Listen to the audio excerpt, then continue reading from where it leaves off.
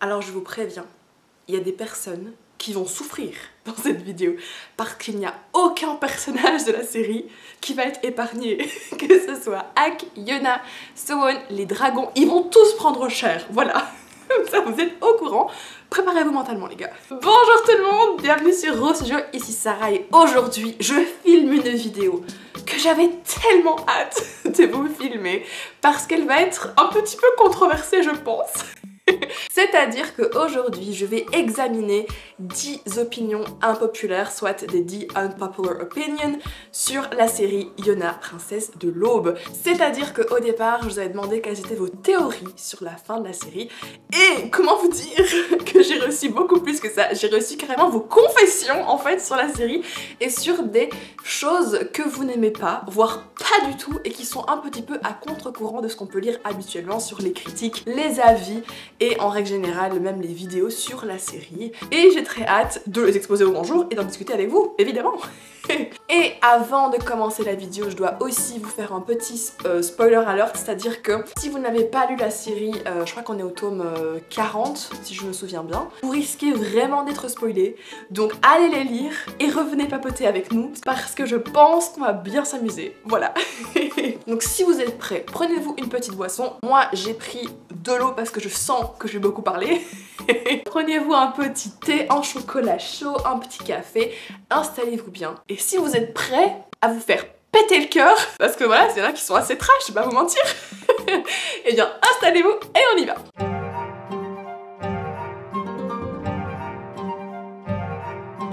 Alors, j'ai fait la liste des unpopular opinions. J'en ai reçu un peu plus que 10, mais j'ai vraiment repris celle où je me suis vraiment dit tiens, il y a matière à débattre. Il y a un truc derrière sur lequel j'ai envie de rebondir et surtout les plus trash. C'est pas fait exprès, mais voilà, vous allez voir qu'il y en a pas mal qui sont un petit peu durs quand même. C'est parti pour la première. Zeno est le véritable méchant de l'histoire et personne ne me fera dire le contraire. Du coup, ce que je vais faire, c'est répondre d'abord avec plutôt pas d'accord ou totalement d'accord. Ça, vous avez un peu une jauge d'où je me situe. Et après, évidemment, je vais en discuter avec vous. Donc, pour cette phrase-là, en vrai, je dirais que je suis plutôt d'accord dans le sens où pour moi, si jamais Zeno s'avérait être un méchant, en vrai, je serais pas étonnée. Là, je vais me faire lyncher. Mais je trouve que depuis quelques temps, les gars, je vais pas vous mentir, il y a plusieurs panels dans le manga où je me suis dit et bah dis donc, le petit Zeno là, je suis quand même pas très à l'aise. Et à un moment donné, je sais plus la phrase, si je retrouve la photo, je vous la mettrai, mais où il dit un truc du style il fera en sorte d'accomplir sa volonté quitte à se rebeller contre les dieux. J'étais là. C'est-à-dire, et là dernièrement dans les scans, alors je vais pas vous dire exactement ce que c'est pour ne pas vous spoiler, mais il y a un moment donné où tu te rends compte que Zeno, eh bien il a un petit peu caché son jeu. Je pense que c'est un personnage qui, donc comme vous le savez, donc il a presque 2000 ans je pense, il veut juste une chose, c'est mourir. Et ma question c'est, et celle que je vous pose aussi en tant que fan de la série aussi, c'est est-ce que l'amour que Zeno a pour les dragons, est-ce qu'il est aussi fort que son envie de mourir? Et ça, plus le temps passe et plus je commence un petit peu à en douter. J'ai un peu l'impression, maintenant voilà c'est mon point de vue, d'ailleurs tout ce qui va suivre c'est mon point de vue évidemment, mais moi j'ai parfois un peu l'impression que son désespoir doit être si grand, parce que ici bah là c'est cool parce qu'il a retrouvé tous les dragons, ça se passe super bien, mais ils vont mourir à un moment donné. Qu'est-ce qu'il va faire? Parce que là, tous les dragons ont été réunis avec Yona. Ça s'est passé pour la première fois après la mort du roi Iriou, après des années. Est-ce qu'il va vraiment vouloir attendre encore une fois genre 700 ans pour que ça arrive? Pour moi, non. Je pense que là, il a un point, vu le personnage et vu les petits indices qu'on a eus, où je pense qu'il veut que ça s'arrête. Et donc, si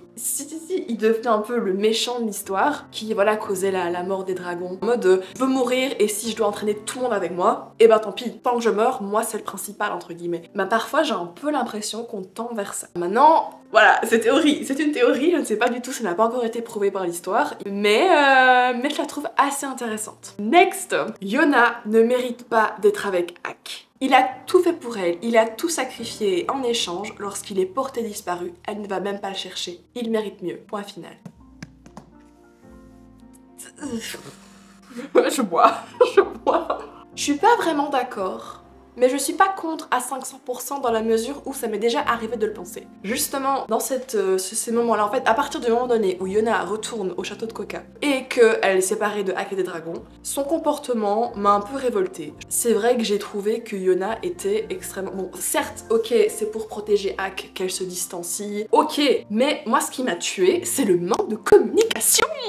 Oh putain, ça m'a trop saoulée. Et je trouve aussi que Hack est beaucoup plus dans la démonstration de son dévouement, de son amour pour Yona, de sa loyauté, il est beaucoup plus dans les actions en fait. Et alors que Yona, je trouve qu'elle, elle l'exprime pas de manière aussi concrète, c'est un peu plus subtil. Donc oui, je peux comprendre qu'on se dise, non mais en fait, il mérite mieux, il mérite quelqu'un qui soit tout le temps là pour lui, qui lâche tout pour aller le sauver comme lui le ferait. Oui, je peux comprendre, parce que c'est vrai que Yona, comme elle l'a montré dans les derniers tomes, j'ai trouvé qu'elle adoptait un rôle extrêmement froid, qu'elle estimait juste par rapport à ce qui se passait, qui ne m'a pas plu, en effet. Et quand Hack disparaît et qu'elle ne vole pas à son secours, j'avoue, je me suis vraiment dit, mais meuf, à quel moment tu restes près de Sowon en fait? À quel moment? Donc là, je l'ai vécu un peu comme une trahison. Maintenant, dire que Hack mérite mieux que Yona, c'est un peu fort aussi parce que, pour moi, ils forment un très bon partenariat. Ce sont des personnes qui maintenant ont une force équilibrée, un pouvoir assez équilibré. Hack sera plus la force physique, mais Yona, en termes d'alliance politique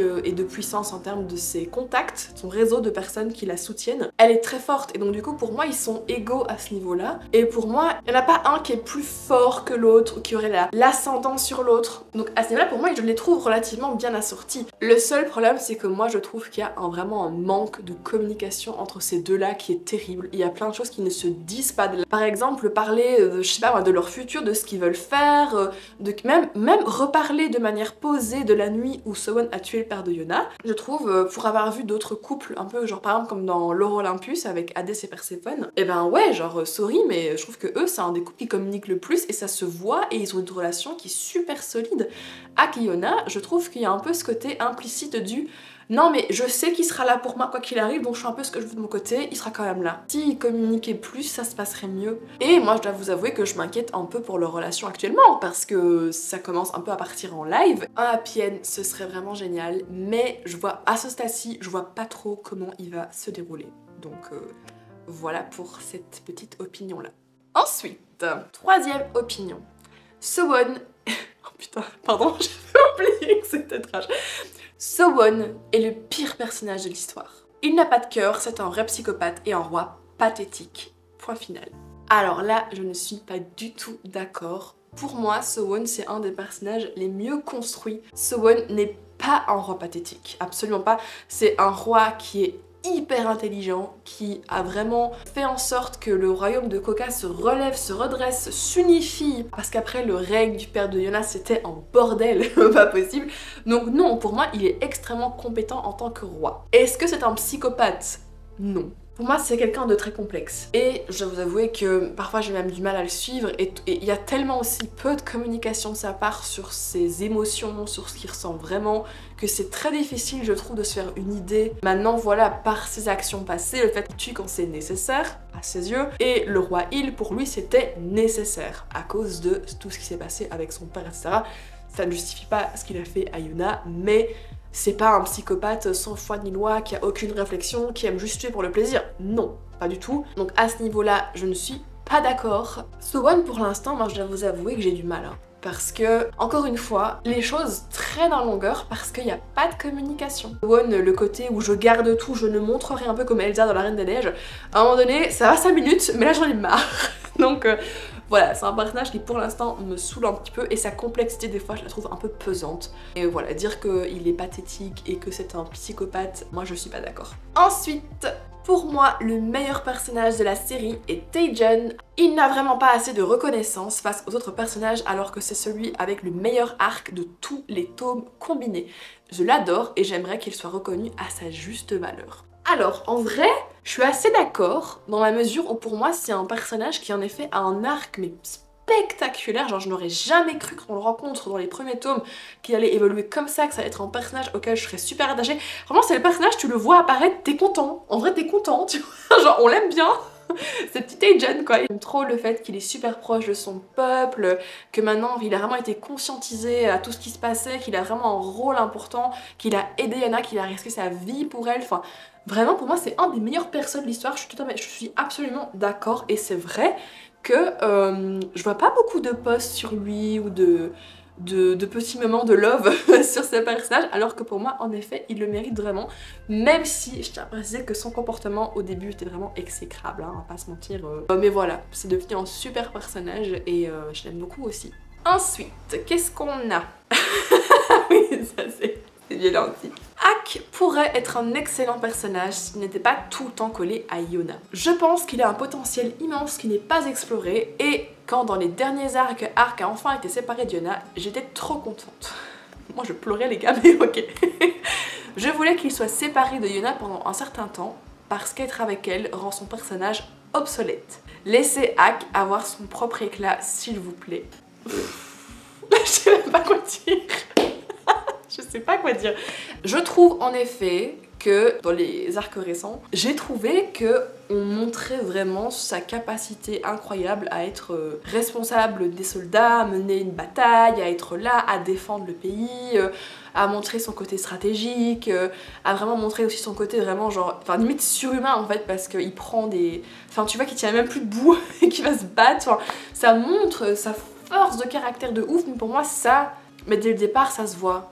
Vous voyez, pour moi, j'ai pas eu besoin de ce moment-là pour me dire ah ouais non, Ak il est vraiment, c'est vraiment un mec bien, c'est vraiment un gars qui est sûr, sur lequel tu peux compter, qui est loyal, qui va se démener pour t'aider.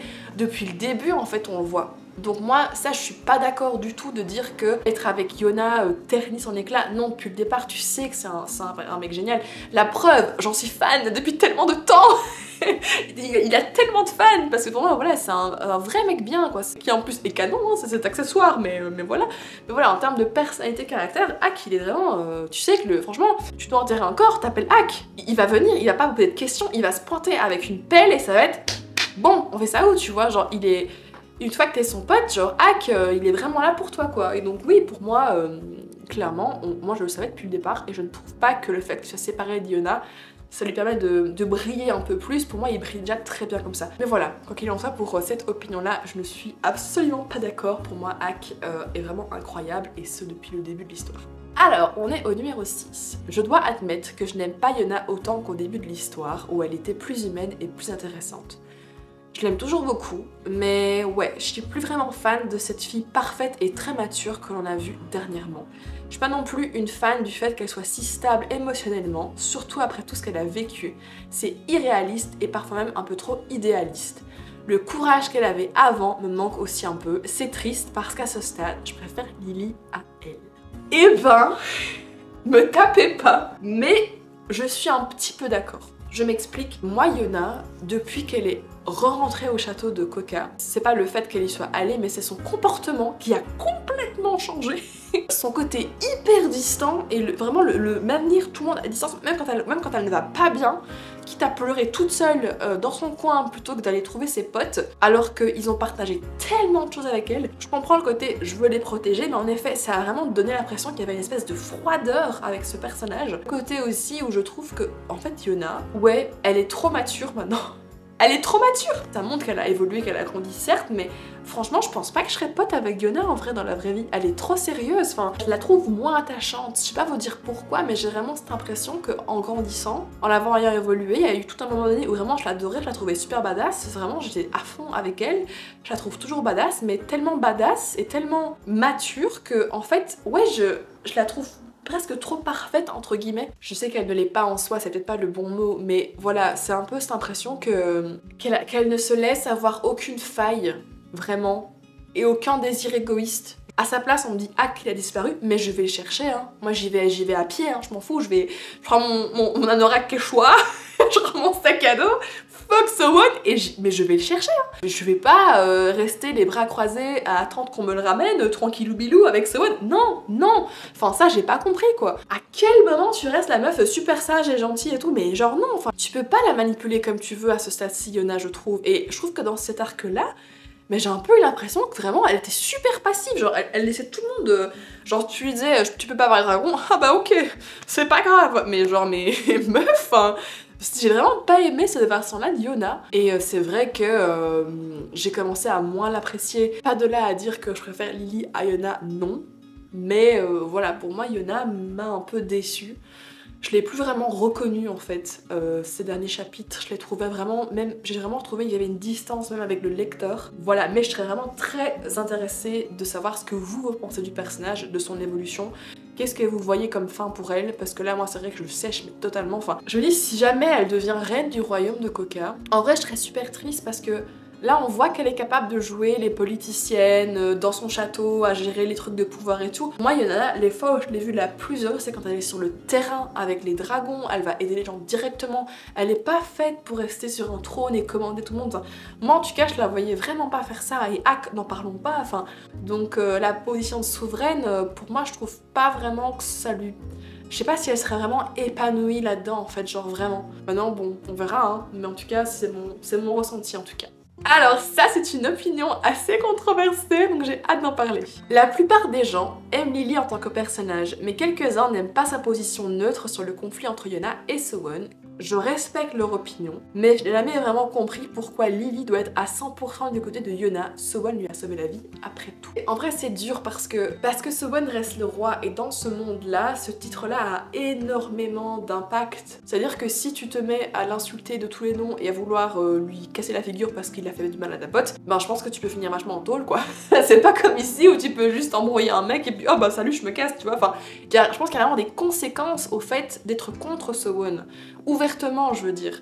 Donc c'est pas quelque chose qu'elle peut faire à la légère, déjà de 1. De 2, c'est vrai que malgré tout, moi j'ai un peu du mal avec elle parce que en effet, moi c'est... Enfin, je rencontre Yona, elle m'explique que ce mec-là, il a buté son père, il a gagné sa confiance pendant des années avant de lui faire un vrai twist de personnalité et de boum, de détruire tout ce à quoi elle tenait, de la priver de son château, de son titre, de la transformer en fugitif. Enfin, bref, il lui a fait vivre quand même un vrai enfer, même si bon, elle a trouvé les dragons, elle a trouvé vraiment de la lumière au final, et du positif là-dedans, mais malgré tout c'était quand même super trash, quoi. Donc j'avoue, moi je pense pas, vu mon caractère, ce serait impossible pour moi d'être pote avec Sewon, je le sais. Je crois que je serais quand même assez froide et distante, en fait, on serait pas potes. Vous voyez, je pense pas que j'irais risquer ma vie non plus parce que Yona a plus besoin d'une alliée, vu que Lily est quand même stratégiquement la fille du général de l'eau là. Donc aller bêtement me faire tuer parce que je déteste Sewon, non. Maintenant œuvrer avec Yona pour qu'elle regagne son titre, son statut, genre ouais, là je serais là. Je serais beaucoup plus froide avec Sewon. Il y aurait pas ce côté amitié un peu ambigu, genre non, moi ce serait mort. Donc voilà, je peux tout à fait comprendre que des personnes n'aiment pas Lily et trouvent son comportement vraiment nul parce que voilà, c'est vrai que c'est une position assez délicate. N'hésitez pas à me dire ce que vous en pensez. Alors, opinion 8. Celle-là elle fait super mal. Ak est juste l'archétype du type musclé et sans cervelle. Le vrai chien de Yona, je ne l'aime pas du tout. Non. Alors là, je suis désolée, je le respecte, mais je ne suis pas du tout d'accord avec ça. Pour moi, Ak, il est super intelligent. Bon d'accord, il a un peu ce côté brut de décoffrage, genre directement, il y a un souci, vas-y, je prends ma lance là et on y va. Maintenant, Ak, tu vois que stratégiquement, il sait mettre en place des plans, il est hyper intelligent. En vrai, stratégiquement, il est vraiment bon. Genre, tu le places comme commandant, je sais que l'armée va à la victoire, tu vois. C'est vrai qu'il se repose beaucoup plus sur la force brute, contrairement par exemple à Sewon, qui lui est plus au niveau des mind games, d'aller un peu fourbement convaincre les autres de venir se rejoindre à lui. Ak, il a plus ce côté force brute et vraiment un charisme en fait hyper naturel qui fait que naturellement les gens viennent vers lui. Mais dire que c'est le chien de Yona et qu'il a pas de cervelle, non, les gars, non. Là, je ne suis pas d'accord. Voilà. Opinion 9.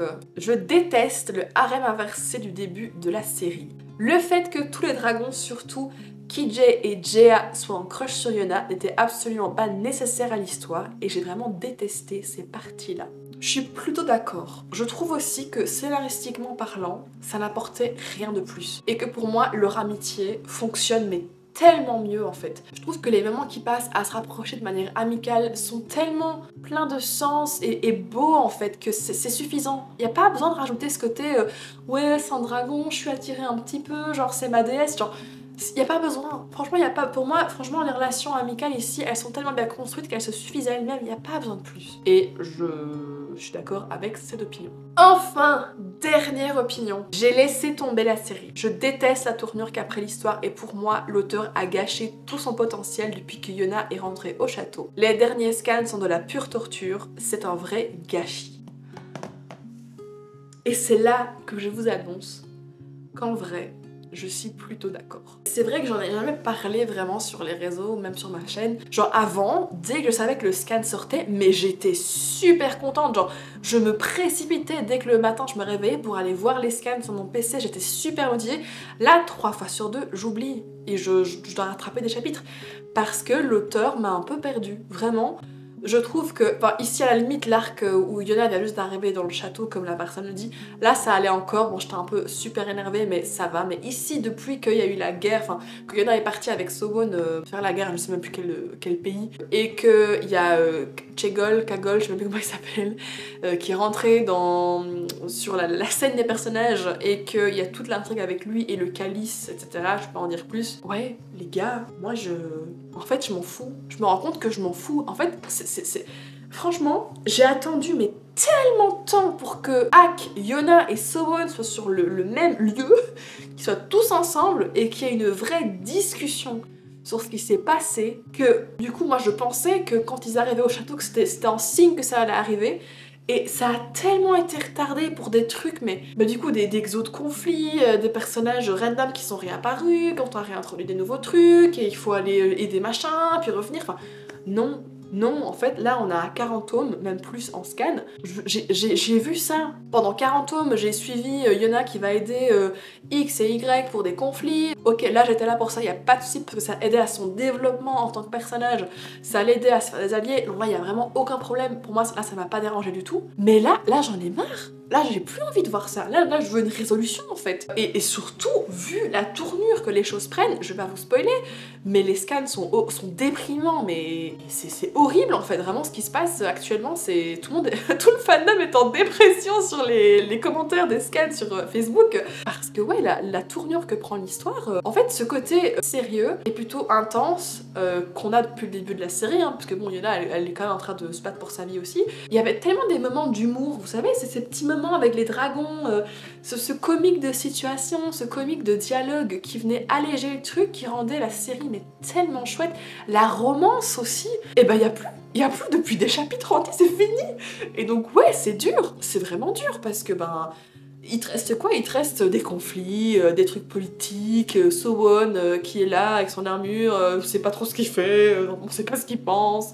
En fait non, moi j'en ai marre, vraiment j'en ai marre. Là c'est pas possible quoi, vraiment c'est pas possible. Donc du coup oui, je verrai la fin de la série, je la lirai parce que je veux trop savoir. Mais est-ce que j'ai perdu mon engouement, mon engagement et ma passion vraiment débordante pour la série? Oui, vraiment. Je l'ai toujours pour certains personnages, genre Ak, vous pouvez m'en parler n'importe quand, je serai toujours hyper hypée d'en discuter avec vous, ça reste un des personnages préférés. Mais la série en tant que telle, pour l'instant, pour moi, je suis désolée, mais c'est un peu parti en live. Et voilà, on est à la fin de cette vidéo. Je pense que j'ai jamais été aussi curieuse de voir quel est votre avis sur ces théories, ces opinions, qu'est-ce que vous en avez pensé, est-ce qu'il y en a qui vous ont plus choqué que d'autres, auxquels vous avez envie de répondre, genre n'hésitez vraiment pas à me mettre en commentaire qu'est-ce que vous en avez pensé. Je vous lirai avec beaucoup de joie dans les commentaires. Je vais vous laisser, mais ça m'a fait trop plaisir de vous filmer cette petite vidéo réaction sur Yona Princesse de l'Aube. Je vous fais plein de bisous et je vous dis à la prochaine. Ciao!